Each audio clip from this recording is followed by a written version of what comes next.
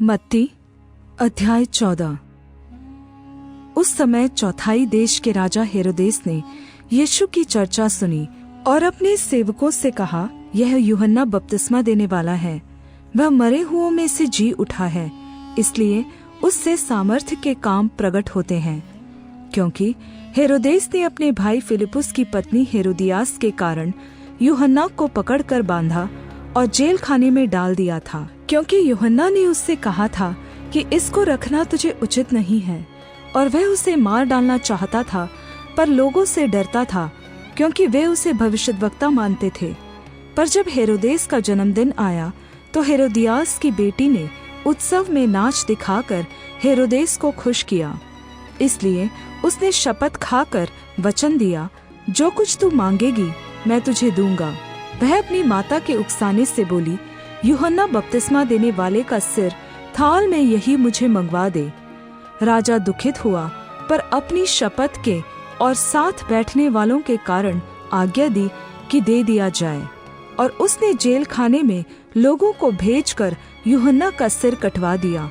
और उसका सिर थाल में लाया गया और लड़की को दिया गया, और वह उसको अपनी माँ के पास ले गई। और उसके चेलों ने आकर उसके शव को ले जाकर गाड़ दिया और जाकर यीशु को समाचार दिया।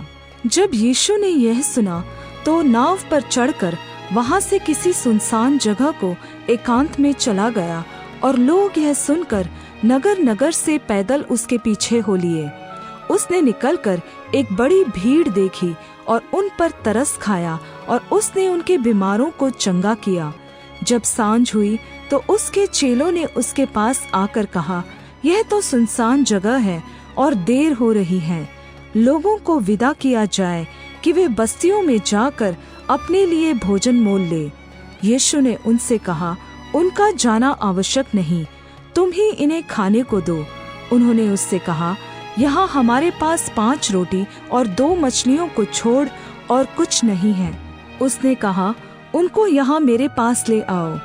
तब उसने लोगों को घास पर बैठने को कहा, और उन 5 रोटियों और 2 मछलियों को लिया, और स्वर्ग की ओर देखकर धन्यवाद किया, और रोटियां तोड़ तोड़ कर चेलों को दी, और चेलों ने लोगों को, और सब खाकर तृप्त हो गए।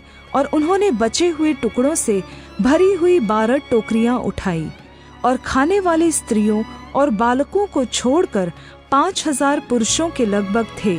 और उसने तुरंत अपने चेलों को नाव पर चढ़ाया कि वे उससे पहले पार चले जाएं, जब तक कि वह लोगों को विदा करे।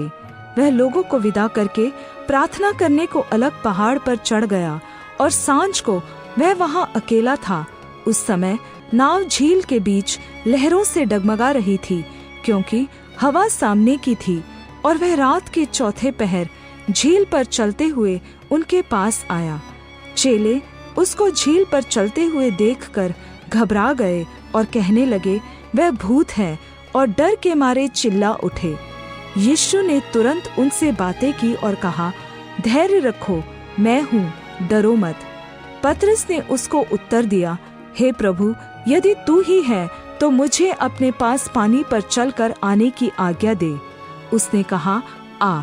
तब पतरस नाव पर से उतरकर यीशु के पास जाने को पानी पर चलने लगा, पर हवा को देखकर डर गया, और जब डूबने लगा तो चिल्लाकर कहा, हे प्रभु, मुझे बचा। यीशु ने तुरंत हाथ बढ़ाकर उसे थाम लिया और उससे कहा, हे अल्पविश्वासी, तूने क्यों संदेह किया? जब वे नाव पर चढ़ गए तो हवा थम गई। इस पर जो नाव पर थे उन्होंने उसकी आराधना करके कहा, सचमुच तू परमेश्वर का पुत्र है। वे पार उतरकर गन्नेसरत प्रदेश में पहुँचे, और वहाँ के लोगों ने उसे पहचानकर आसपास के सारे क्षेत्र में कहला भेजा, और सब बीमारों को उसके पास लाए, और उससे विनती करने लगे कि वह उन्हें अपने वस्त्र के कोने ही को छूने दे। और जितनों ने उसे छुआ वे चंगे हो गए।